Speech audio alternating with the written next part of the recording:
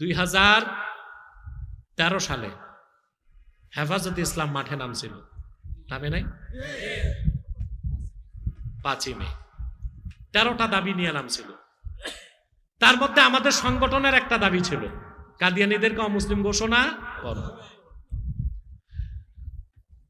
হেফাজত যে সমাবেশ করছে, বাংলাদেশ স্বাধীন হবার আগে পরে এত বড় সমাবেশ কেউ করতে পারে নাই। আল জাজিরা বলছে 70 লক্ষ মানুষ শাপলা চত্বরে এক হয়েছে। তখনই তো আমরা দাবি আদায় করে ফেলতে পারতাম। এই দেশে তখন আমাদেরকে, তখন আওয়ামী লীগ বাধা দেয় নাই, বিএনপি বাধা দেয় নাই, ইহুদিরাও বাহির থেকে আসে নাই। এই দেশের কিছু মুনাফেক বেদাতি ভণ্ডপীর তখন হেফাজতের বিরোধিতা করছে। পরে আমরা তথ্য পাইছি 8 কোটি টাকা খাইছিল তারা। কত? 8 কোটি টাকা খাইয়া তাগুতের কাছ থেকে হেফাজতের বিরোধিতা করছে। মানে হেফাজতকে ওহাবি ফতুয়া দেওয়ার আর সময় পায় নাই। কথা বলে না। আন্দোলন যখন চাঙ্গা, তখন কে ওহাবি কে বেদাতি এই ফতুয়া খোঁজার দরকার ছিল? কথা বলে না।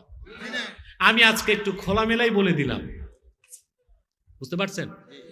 মাসলাকগত দ্বন্দ্ব আছে থাক, কে আওয়ামী লীগ কে বিএনপি দ্বন্দ্ব আছে থাক, আর সাচার ময়দান থেকে ঘোষণা দিচ্ছি, কি আওয়ামী লীগ কি বিএনপি কি জাতীয় পার্টি কি জামাত কি কওমি কি আলিয়া, আমাদের সকল দলের মতের মুসলমানের একটাই দাবি, অনতিবিলম্বে স্বাধীন বাংলায় শয়তান কাদিয়ানীদেরকে রাষ্ট্রীয়ভাবে অমুসলিম ঘোষণা করতেই হবে, করতেই হবে, করতেই হবে। এই দাবি আদায়ে যদি তাহরিকে খাতমে নবুয়ত বাংলাদেশের ব্যানারে জান ও মাল দেবার ডাক আসে, কারা কারা প্রস্তুত আছেন হাত তুলে দেখা।